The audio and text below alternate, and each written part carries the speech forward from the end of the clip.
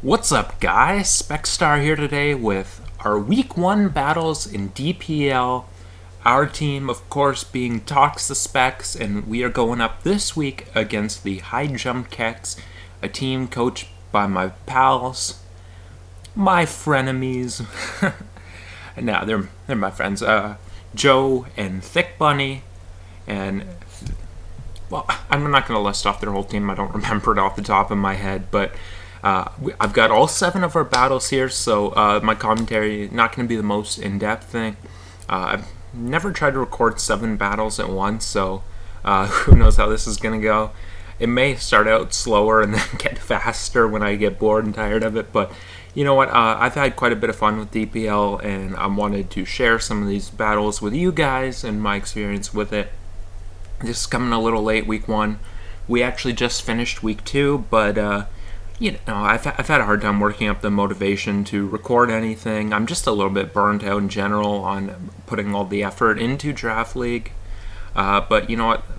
Like I said, I've been having some fun with DPL, and I wanted to share that experience with you guys. So I've got all 7 of our battles for this week, and it is obviously a best 4 out of 7, but of course differential matters, so the more you win by or the less you lose by is of course better. And starting off here, we got our guy, our 7K player, Will the Most, going up against their 12.5K player, TJ, who he's had an interesting start to this league. He he actually submitted the only 2 teams in the whole league that were over budget, so they had to take his teams and randomize his cheapest Pokemon on those 2 teams into something else. This is a different team, a team someone else drafted he's using now, so don't get to see the randomized Pokemon in this one, but he's had an interesting start, but he's not a bad player, and he did pretty well Season 1. Will the Most, not so much, but he's been pretty successful in Hive Mega Beast, so we are going into this with some confidence in him. But we've got, of course, a matchup with Rain Offense, which is a little bit tricky. Actually, when I saw this team, I really liked their team. We have a Rain team ourselves. I really like their variant of Rain. I thought it was a pretty damn solid team, so definitely a noteworthy matchup here. And Will's got Pokemon that have sets, and let's get this show on the road. So it'll be Pelipper on Tangrowth. Pelipper's going to go right for Hurricane, as Tangrowth is going to click Shockwave, triggering the Wakan Berry, trying to get rid of the Pelipper with a bait there. Coon comes in, takes a Hurricane, goes back to Registeel. Pelipper just immediately doing a ton of work. Registeel comes in, gets up rocks, and then T-Waves. Pelipper defogging the rocks away, just being a complete menace so early to Will. He gets up rocks, and then he clicks Seismic Toss, and I'm gonna give you guys honest commentary. I don't want anything to be biased, because I mean that's garbage content that no one wants to see if I just give a biased perspective. I'm not sure why he clicks Seismic Toss there. He could have just clicked rocks until Pelipper was paralyzed, and then either paralyzed or until it clicked Surf. So, not sure why he opted to Seismic Toss there, but the Pelipper will go down there. He'll bring in the Coco, Thunderbolt, kill the Registeel, making it 5-5 game. We bring in Tangrowth as he takes this as his opportunity to bring in the Hawlucha. Hawlucha, I believe, is going to go for the... No, it's going to go for the Sword Stance, believing it's able to take a shock away from the Tangrowth. Landorus will come in, and we're going to go right for a Sky Strike on its sub, but fortunately we have the Hidden Power flying, so as they Sword Stance trying to take advantage of us flying, they're going to get taken out by the Hidden Power flying. I would be remiss if I didn't brag that that was my Landorus set that I gave my boy Will there, as it came in clutch there. You know, just not so humble brag. They get it in their Kingdra, and it goes for a Focus Energy and then an Agility, and as this thing goes in and takes things, I'm going to explain to you what happened here. We were not ready for this set, and we should have been. we didn't have too much that was able to respond to this after it gets an agility and after it gets a focus energy. Probably what we should have done is went hard into Tangrowth the first time this came in. And then the other argument is that if it was something like Specs or Life Orb, then bringing the Tangrowth in hard on it could get our Tangrowth in too bad of a situation, make Coco hard to deal with. But in hindsight, considering that the Scope Lens wins if it sets up like that, we probably should have went into Tangrowth first, and then switched out if it was something like Specs or Life Orb. But we didn't prep as well as we should have for this set, because of course when we see Rain, our mind's immediately going to go to Swift Swim, which is something that we were more concerned about and put more prep into. So this is just a situation where we have to say that the High Jump Kek team out-prepped us there, and definitely nothing but kudos and congratulations to them, as Kingdra will be able to clean up our team, except for when it finally doesn't get a crit on Infernape after having Lens knocked off. But it's going to be too little too late, and you know what, I'm not going to deprive you guys of that animation of the Let's Snuggle Forever. I'm not that cruel. I'll let you guys see the Snuggle Forever animation, but in this game they out-prepped us. Good prep by TJ, good prep by his captains Elliot and Joe, and they are going to get the jump on us in the first game, making it 1-0 for them. Let me close this. In our next game here, we're going to have my pal Blitzberg, who is 15k for us, going up against Zamcrow, who was only 5k for them. Potential sleeper alert. We'll see how this game goes. And we've got basically just some dirty, balanced offense teams going against each other. These teams don't have any Pokemon in common, but they're very similar in that kind of the structure of the team. We got, of course, the Mega Zam here, and they have the Mega Gardevoir, if I'm not mistaken. And this is a Gen 6 game, right? Yeah, this is a Gen 6 game, the last one being Gen 7. This will be our first one in Gen 6. So Blitz is going to start off with a Hydreigon as they lead off with Scizor. Blitz is going to go for Dark Pulse, predicting them to switch out. Good play by him. Rotom's going to click Protect here, and we go for another Dark Pulse. Unfortunately, that crits. It also had the flinch chance, but it's still a little unfortunate. Not sure what the Rotom could have done to the Hydreigon. Potentially maybe click Toxic. Weavile comes in, Suicune forces it out, taking a little hit.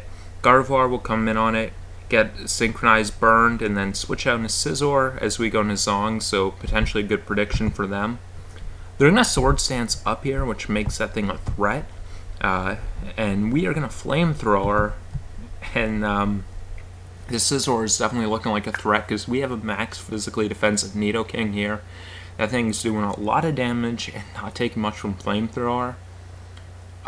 Don't quote me on this. I believe that we got the minimum roll with Flamethrower, and if we got the max roll, it could have potentially KO'd the Scizor, but obviously you can't complain about not getting the max roll. That's just something I thought was interesting here. The Scizor is going to take out the Nidoking here, and you know what? We were actually thinking more about this being potentially a Banded Scizor, so this was actually a pretty good set for them. Scizor's specific bulk and special defense made it able to take that hit from Flamethrower in most cases, and it also had the power to be able to 2 a KO Nidoking, so their very situational prep wound up coming in clutch for them, and I gotta give that some recognition.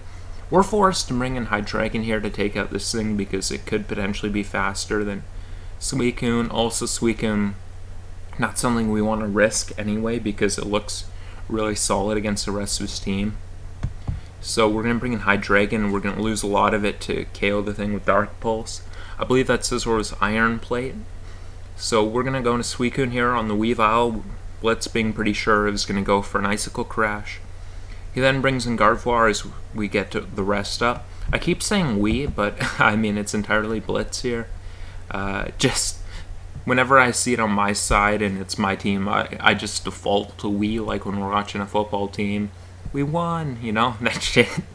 But yeah, it's Blitz here. He gets a Zong in on the Gardevoir, which is going to wish up, which was interesting to see. They got a Lander Syrian and were able to get a Toxic off on that, which is pretty damn nice. They try to knock off the Bronzong, but Zong is going to protect and switch out.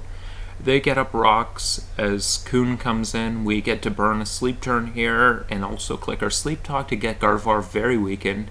But we don't want to take a Hyper Voice from it, so we go into Bronzong as they actually click Heal Bell, so we would have had a chance to take that thing out there. But we're going to click Toxic on the Gardevoir. It cripples it if it stays in and it covers them trying to switch out there. But we will be able to take it out turns later with Gyro Ball, so it's great to see that massive threat go down, particularly with how nice Suicune looks now. They're going to bring in Landorus, I believe making a prediction there as we go into Suicune. That Earthquake is doing nothing, and we know this thing's probably not too much of a threat since it already clicked Rocks.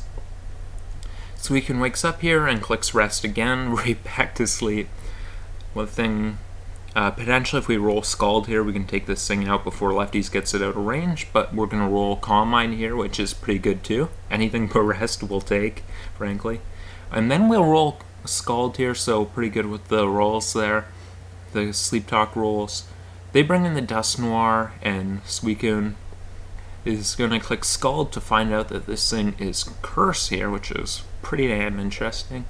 We're going to Scald to take the thing out here, surviving just barely as they bring out Weavile.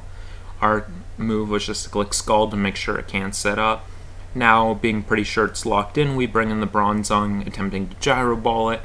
We get flinched once, Protect, and then they'll miss the Icicle Crash, losing them their chance to get about 10 flinches and take down the Bronzong, but winning us the game. So we are going to move on to 1-1 with our boy Blitz pulling off our first win of the season there over Zamcro. GG. We won that one a little bit comfortably, but they definitely had a little bit of a scare in there with their good Scizor set, so that was definitely something that they did well. I think Blitz played this game very well. I don't have much to critique in the way he did it, and that's why we were able to win it so comfortably. So definitely shout out to our man Blitz for coming up big there for us and getting us our first win. Next up, we've got my boy Verd, the Australian. I don't have a nickname. I was gonna come up with something on the fly, a nickname. I didn't get one. So we got Verd, the Australian individual, person, animal, human, Aussie, versus the golden Carson Centurion. And Carson's definitely an interesting character, but so is Verd. So we've basically got a matchup here between our team's crazy guy versus their team's crazy guy. That's what makes this game one you're going to want to pull out the popcorn for. Verd's nuts, Carson's nuts, let's get it on. They lead Queen, we lead Charizard, and we're going to go right for the Overheat here. We're going to miss it, and actually they're going to click Roost there, and that was a very class move of Carson to do that. Honestly, in this team format, I'm not sure we would have offered the same courtesy, if I'm being quite honest, but it was real classy of him to do that, so definitely shout out to him for that. We're going to Overheat here, and then we're going to switch out into T-Tar. He clicks Roost. T-Tar's going to force it out, click Crunch as he goes Nidoqueen, get amazing chip off on that, and then we're going to go into Zard as it clicks Rocks. Flamethrower will net us a kill there. They bring in Arrow, and we don't have great switch-ins to that. Switching in on this thing was never something that was going to be comfortable for us. We got a lot of offense versus offense, and we're going to have to make trades. They go into Shaman here on the T-Tar. No shame in that. We're going to go into Tangrowth and just dodge that Leech Seed here. We're going to go into Excadrill. I don't know if Verd is predicting the Toxic there, but if he was, that was a big dick play, so shout out to him. They're going to Seed Flare as we spin those rocks away. And then we're going to go into Charizard as they click Leech Seed, another good play by Verd there. Then he pulls a double into T-Tar expecting Arrow, and the man is on a roll right now. Shaman comes in on the Crunch, and then we go into Charizard again. This time Shaman's going to click Rest to get some health back, which Rest is a good prep when you're facing a team with Sand. Rest being more reliable than Synthesis, so I'm going to shout out to that. We're going to overheat on the Aerodactyl and go into T-Tar, as the Aerodactyl is actually going to go for Earthquake, which good prediction for them. They go into Shaman as we go into Slowking, not exactly what we were hoping for. Verd's going to go ahead and click Future Sight as the thing just clicks Toxic. Potentially Verd was thinking about the thing predicting Zard and maybe going into Arrow. Greninja will come in on the Future Sight attack to barely take the Flamethrower. And we're going to go into Tangrowth as the thing actually shows to be Gunk Shot. And then it's going to get up some spikes, so Greninja doing a little bit of work there. A lot of switches. These guys are both nuts. I can't even keep up with all the switches these guys are pulling here. Gren's going to go for Gunk Shot and Slowking, then the Shaman comes out and Tangrowth comes out. And Shaman's going to get knocked off, and Shaman will miss Toxic twice in a row, unfortunately. Tangrowth will click Sludge Bomb, and adding insult to injury, the Infernape's going to get poisoned. Tangrowth's going to again click Sludge Bomb as the Shaman comes in. Shaman rests up on the Zard. As Greninja comes in, Zard's going to click the Flamethrower, take that thing out, and put us up 5-4. Charizard is actually going to click Focus Punch because Verd is nuts, predicting the Aerodactyl to Roost, but the Aerodactyl clicks Stone Edge, and that's catastrophic for us. Shaman comes in and is going to get crit and poisoned by the Sludge Bomb. Unfortunately, Shaman will then switch out to Reuniclus as Verd pulls a great play going into T-Tar there, and then pursues as the thing switches out. Some big dick plays by Verd. Growth comes in on the Aerodactyl. Aerodactyl's going to click Stone Edge and get a crit. Crit's almost welcome with the shenanigans we've had with poison in this. Slowking's going to come in and get hit by Stone Edge. Nape comes in as Tangrowth comes in. Nape goes for Fire Punch and takes down the Tangrowth. We bring in T-Tar here, get the sand up, and Nape will click Thunder Punch. Basically all we have to go on is this thing not being Mach, or potentially, as we're going here, baiting the Mach. Right, yeah, now I remember that play. We want to bait the Mach here to try to get the Nape down to potentially set up Excadrill winning, but didn't kill the Slowking here as he rests, so we didn't get enough turns of sand for Exca to clean it up. We're just going to try and see what we can do anyway. They go into Reuniclus on our X-Scissor, then they bring in Shaman. We're going to Iron Head here. They Seed Flare, and Carson is going to take the game 2-0, and he's going to win the crazy bowl between him and Verd. This was definitely an interesting game to watch. A lot of crazy turns, switches, predictions going on. Made it well, it would be entertaining if you didn't have emotional investment in who wins. It would be entertaining. For me, it was stressful, but in hindsight, you can look back and think that was a fun game. A big turn for us was when the Aerodactyl clicks a Stone Edge instead of roosting on the Charizard.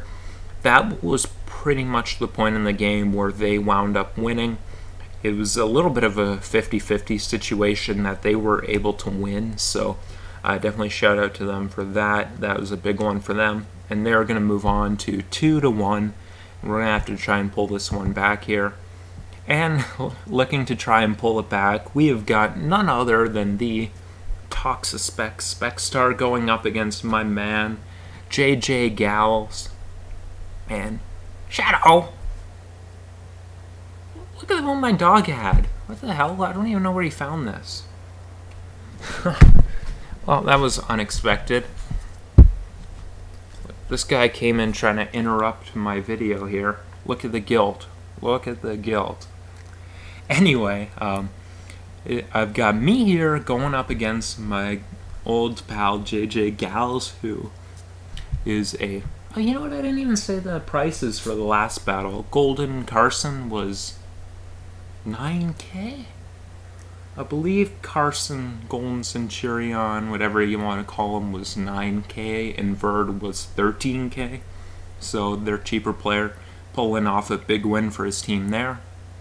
Here we've got the captain, none other than Handsome Spec-Star, going up against the Villainous, 5K JJ Gals, and our teams actually in preview look remarkably similar, but I have a regular Alakazam, he's got a Mega Alakazam, and of course my DNC is my Mega.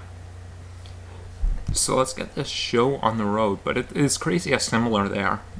Blue Dragon, Pink Blob, Alakazam, Grass, Celesteela, and then Rocker. It's funny. They're going to lead off with Rotom Mow. I'm going to lead off with DNC. My plan was to lead off with DNC and try to get rocks up in the first turn. Rotom is something that shut it down, so I'm going to have to go into Quilladin, which is my switch-in on this. Their Discharge pairs me, a little annoying, but, 30%. They bring in the Steela as I click Super Fang. I'm going to bring in my Steela here, which was kind of a safe way to feel this thing out. I'm going to find out that theirs is modest 252 special attack, which was not what I was expecting to see, especially with leftovers, but an interesting set here. I'm actually max specially defensive with mine. I'm going to try and click Seeds as they go into Rotom, so good play by him there. I'm going to Protect to get some of my health back. Then I'm going to switch into my Hydreigon, which has the least consequence from taking a Volt here. They bring in Clefable. I'm actually going to substitute up, thinking they may want to get up rocks or do something aggressive like Fire Blast. And they do, so I'm going to go for my Flash Cannon here. And I'm actually Steelium Z. I could have went for Corkscrew Crash, and I could have done that both of the last two turns, but I was convinced they were going to scout for it, so I'm actually going to sub up again here. He breaks my sub, still not scouting for it, and then I'm going to fire it off there, take down the Clefable. A little surprising, but I guess the thing's down, so that's good. Zam, Quilladin, Garchomp. I'm actually going to go into my DNC on this thing because on Celesteela, basically that thing rules out it ever clicking the Ground EMZ. It could do something like Sword Stance, it could click a Fire EMZ or an Electrium Z. All those scenarios, I'm okay bringing DNC in here. And if it is Scarf, I'm pretty confident it's either going to switch out or not do something that bothers DNC. They Sword Stance up, and that's just where I'm going to click Moonblast real safely. They bring in Piloswine, and that's where I click my Magic Bounce, fortunately getting up rocks courtesy of them. I'm going to click Diamond Storm and take down the Celesteela there, which is pretty good. They bring in Rotom, that's going to force me out into my Hydreigon. It's not going to do too much with Leaf Storm, so I'm going to click my Flamethrower here, get off some key damage on it. They Volt Switch out, but it doesn't have enough to KO me.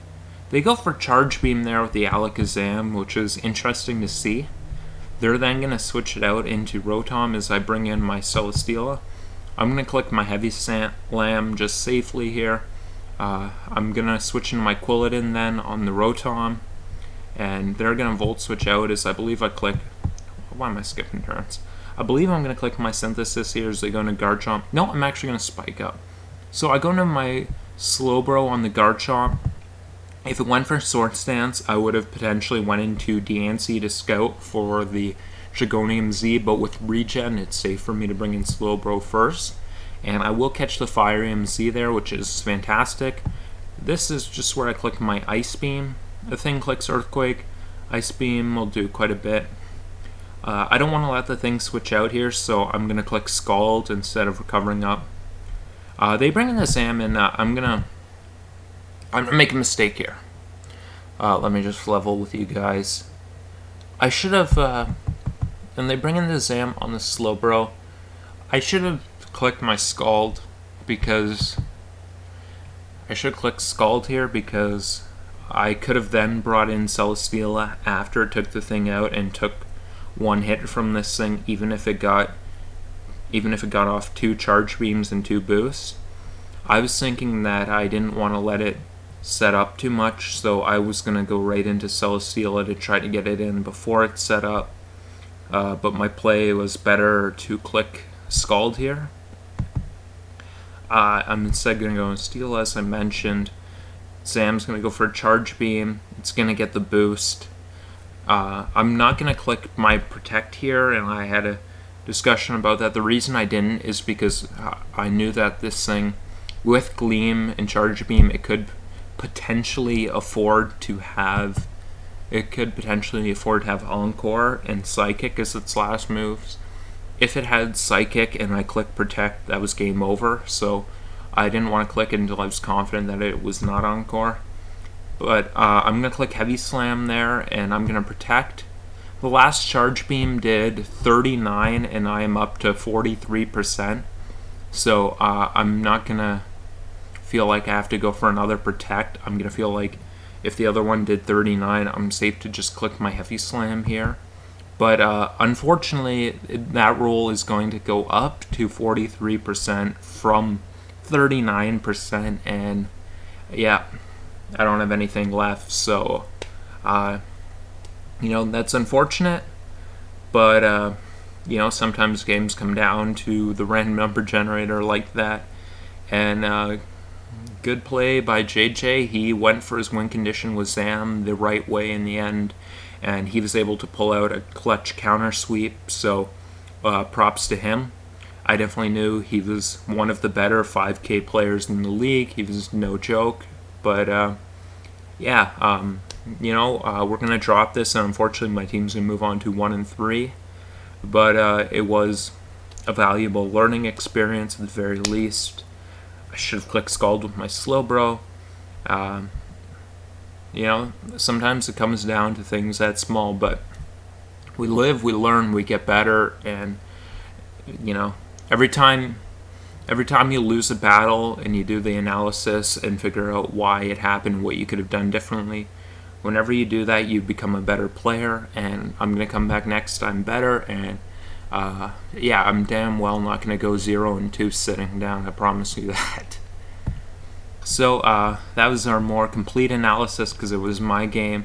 I'm going to go back to being a little quicker as we have my boy Vessi going up here against Jay Carson. And this is our best ORAS player versus their best ORAS player, making for a particularly interesting matchup. They're going to lead off with we lead off with Sableye, and they lead off with the Rotom Heat. They're going to Volt Switch out as we click Knockoff, trying to take off Rotom's item. We're going to Gastrodon here as the Hydreigon comes in. It's actually going to click Sub as we click Toxic, which is a little annoying. We bring in Talon on it and Roost up. Click Stark Pulse, and it does a little bit more than last time. The Talon's going to U-turn out as it clicks Dark Pulse. It moves on from doing a crit 50 to a normal 42, meaning this thing is metronome as fuck. So the metronome Hydreigon is going to take down our Snorlax, and we're going to bring in Talonflame to try to revenge it, but they go into the Rotom. Rotom volts out on the Sableye, which clicks a knockoff on the Mew. Mew is going to Roost up as Sableye is going to recover. Mew's actually going to click Wisp, making the trade of both Mew and Sableye getting Wisp based on Synchronize, so that was a pretty interesting play by them. Sableye's going to click Knockoff again, potentially thinking about Mew switching out. Talonflame's going to go for Toxic, predicting Mew to switch out. Mew is actually going to click U-turn, which is pretty interesting. Here where we got Latios going to click Surf on the Steelix, which is going to show Dragon Tail. Sableye is going to Will-O-Wisp as they go into Hydreigon. The Wisp will take down the Hydreigon, so it's nice to see that thing go down. They bring in Lopunny, which is going to click Drain Punch as we go into Gastrodon. It's going to get a little bit of health back as we go for Toxic as they go into Mew. We're going to switch out our Gastrodon Talonflame. They U-turn out into the Rotom. Unfortunately, as we Roost up, predicting the Volt Switch, they're going to get a Toxic off on our Talonflame. We then go for Hawthorne to bait out an Overheat from this and get Latios in. Latios is going to click Draco on the Mew and get that thing weakened, but they're going to go into Steelix to keep the Mew around. Steelix getting down to 28%. We're going to go into Hawthorne. They make a good prediction there and click Fire Fang as we do, so a good play by them. We then go hard into Gastrodon as they click Fire Fang again. We're going to Earthquake, and the thing barely survives just to get a Toxic off on the Gastrodon, which is a little annoying. But Gastron's going to click Earthquake and take the Steelix out. They go into the Mew, roost up, Sableye comes in.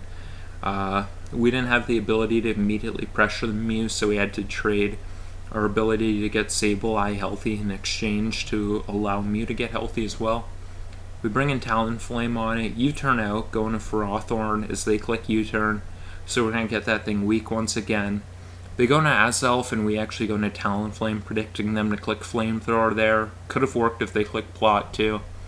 We're going to U-turn on the thing as they go into the Rotom, and we bring in the Gastron on it.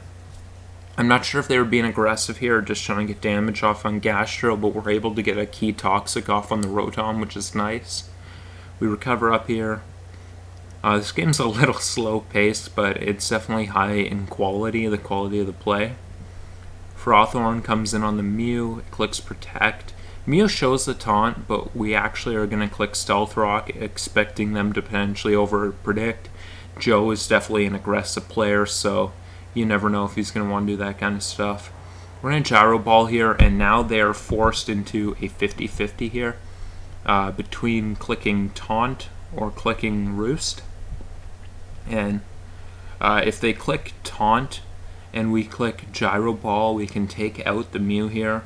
Or if they click Roost and we click Rocks, we can get up Rocks here. So a bit of an interesting turn. We're actually going to opt to click the Gyro Ball, thinking they'd want to Taunt, thinking that Rocks is potentially a bigger concern than losing Mew.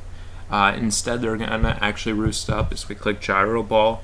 And then they Roost again, which we weren't really sure about them clicking the second Roost instead of taunting. I thought it was a little bit questionable going into Sableye, thinking the taunt was the only option, but instead they're going to Roost up again. They U-turn as we go into Sableye, Wisp on the Rotom. Rotom volts out, does 28% to Sableye. We recover up here. Mew clicks recover again, and we Wisp. I'm not gonna lie, the Mew set being so bulky and stally made this game a little bit boring at the end, but there's definitely a little bit of a chess match going on at the end.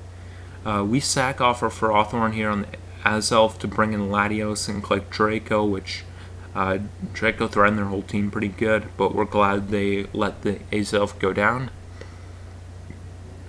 A few plays here, we're going to have Gastron come in on the Rotom. Nice to let that thing get a little bit worn down. They go into Mew on the Gastro. Mew's going to click Taunt. We're actually going to click Earthquake. We're at the point where the PP on their Mew having 6 Roosts is relevant. Now 5 Roosts. We can definitely potentially stall those out and let it drop to the burn. It's something we're thinking about. They go into the Rotom here. We're in range of Overheat, so we're going to have to switch out into Gastro as they make an interesting play in a Lopunny. But we're going to click Earthquake here. We're not going to let that thing sub up. They Drain Punch as we click Earthquake, and here they making an aggressive play, thinking we might want to recover here. We were not going to take the risk of letting the Lopunny get a sub. We know what a threat that thing is, and we're just going to click Earthquake. Lopunny is now down to 24. We got to go into Latios and click Surf to pressure something. They let the Lopunny go down. We get Talon in on the Rotom, and we're going to Roost up. They go for a Pain Split, which fine enough. We're going to Roost up again as they click Volt Switch. Not doing too much. They get the Mew in here, and we are going to click our U-turn. We go into Latios here knowing that even a critical hit from U-turn wouldn't take us out. And we get to click a trick and get Mew locked in, which makes that thing basically null and void as a threat. We then get to click Surf on the Rotom, and that thing is just about dead, and Latios lives on. We go into Talonflame here as the Rotom will die. And now we get to click Brave Bird as the Mew decides to lock into Roost, and it can now do nothing. So we gotta go into Sableye and just wait until the Mew goes down and click Struggle. And Vess is gonna pull off a 3-0 win here, bringing the series to 2-3. So 77 turns there, quite a bit, but Definitely one of the more high-level ORAS games you'll see in Draft League. It was our best ORAS versus their best ORAS and two of the better ones in the format. So definitely thought it was one worth watching. And yeah, next up here with the series at 2-3, we've got our boy AJ versus their boy, also my boy, but not on our team, Shuffle King. And you know what, let's get this show on the road. We got Mega Diancie versus Mega Lopunny here. We're going to lead off with Arcanine. They've got the Diancie lead, not so good for us. They're going to get up rocks. We're going to try and get up rocks thinking that Bronzong's going to force out Diancie. It doesn't apparently, as Diancie decides to go for a 16% Moonblast. We're going to go into Tapu Fini here. As Diancie subs up again.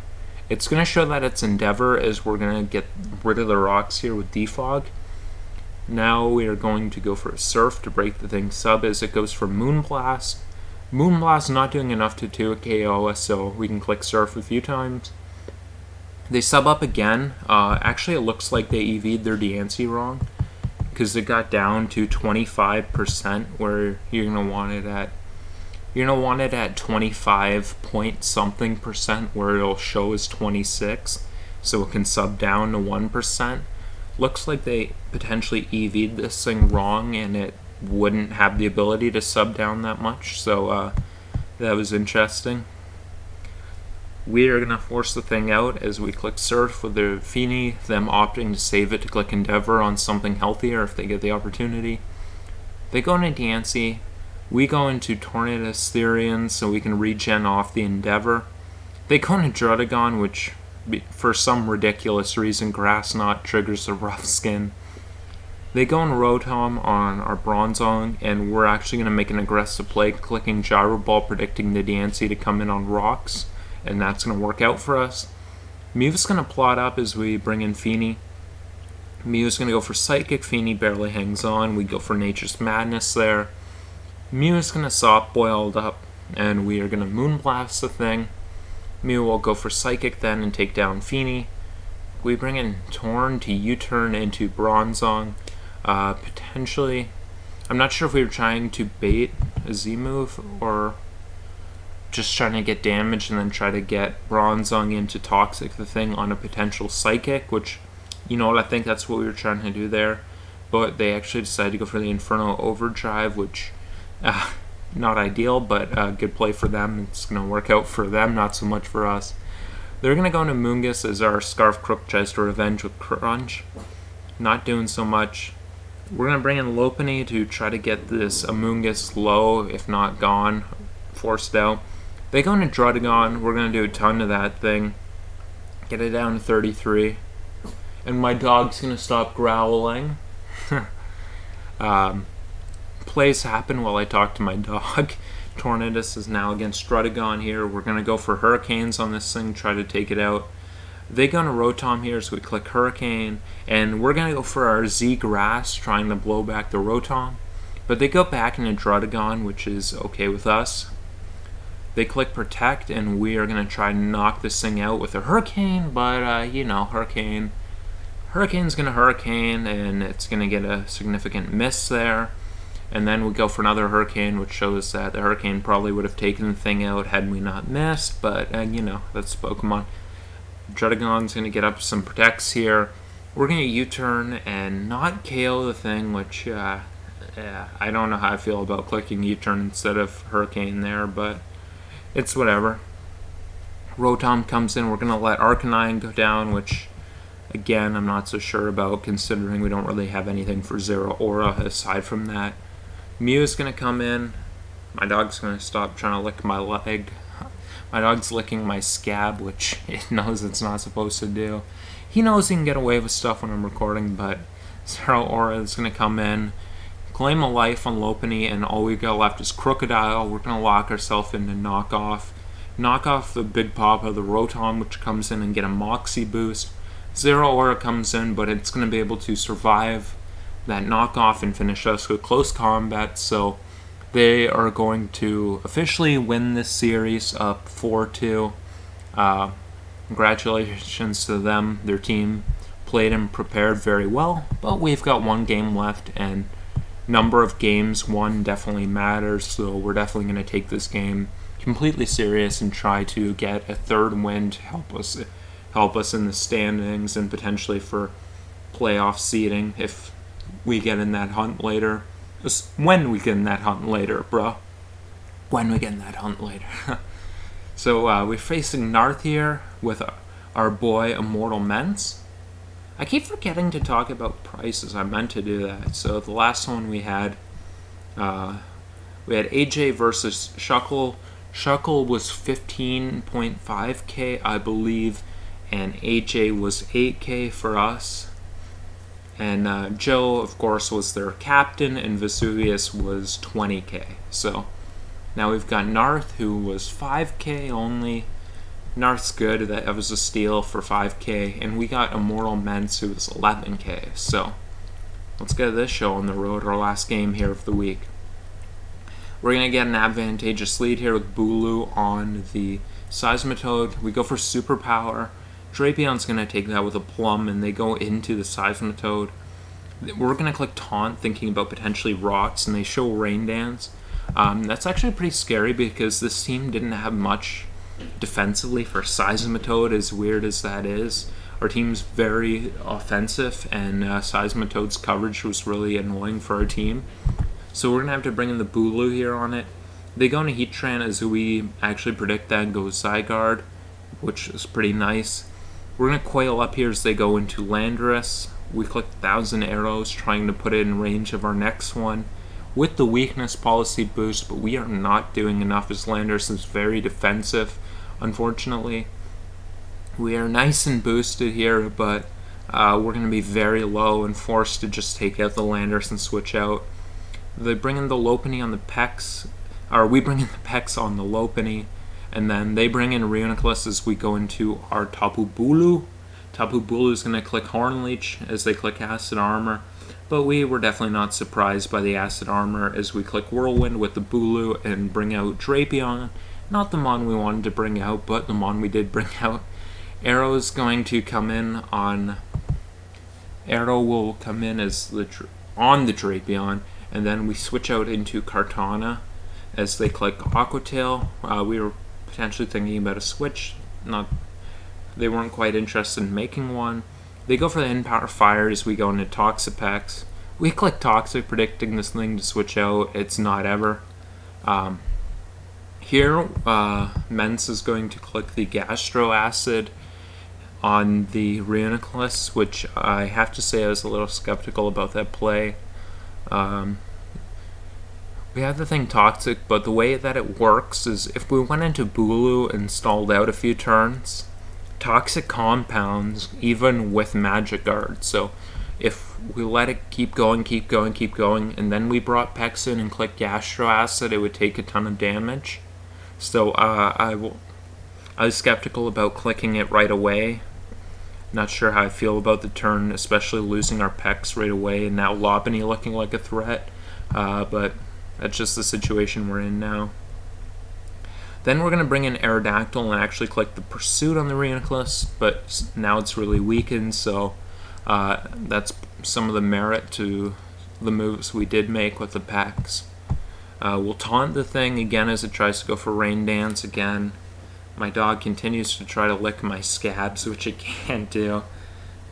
They'll never heal if it does that. Shadow! Oh my gosh. This little guy's just trying to mess with my stream, but Seismitoad the threat comes in and we have to play around with it. Bulu switches out, trying to bring in Zygarde, giving it an opportunity to rest. Based on the move pool, it's not looking like it has an ice move. They actually go into Lopunny as we coil up and Sleep Talk. They go for an Ice Punch, and we are going to Sleep Talk 1,000 arrows. Fortunately, that'll do quite a bit to the Lopunny, and we're going to have to bring in the Bulu here. Bulu not taking too much. Bulu is taking too much from this, and we're going to have to use that pivot into our Kartana, or Scarf Kartana, which clearly they know is Scarf, and we click Sacred Sword to take that thing out. Dog, what are you doing? Seismitoad comes in, clicks Earth Powers. We go Bulu on this thing. They go into Drapion. It's going to give us a little bit of healing, and we're going to get up to 58%. They then click Ice Fang as we click Superpower, doing a little bit of damage to this thing, which is nice. They go for Knockoff again, being a little bit aggressive as we click Synthesis.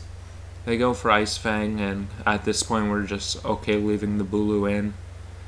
As the Drapion goes for another Ice Fang, we synthesize, and then we are here going to switch into our Heatran.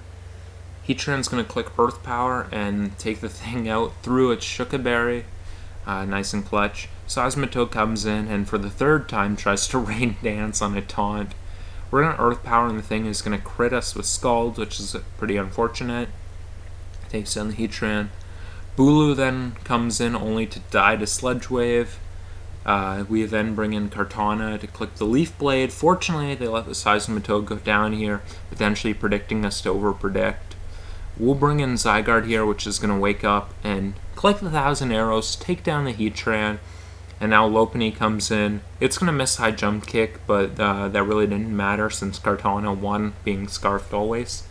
And yeah, so good job to Immortal Mence, who's going to win our final game here. Unfortunately, we're going to lose 3-4 in this series, but I think overall it was a well-played series, and there's nothing to be ashamed about on either side. I hope you guys enjoyed this, and I need 100 likes and I'll drop week 2. You guys can do that, no problem. 100 likes and week 2 will come out. Thank you guys for watching. Have yourselves a good night.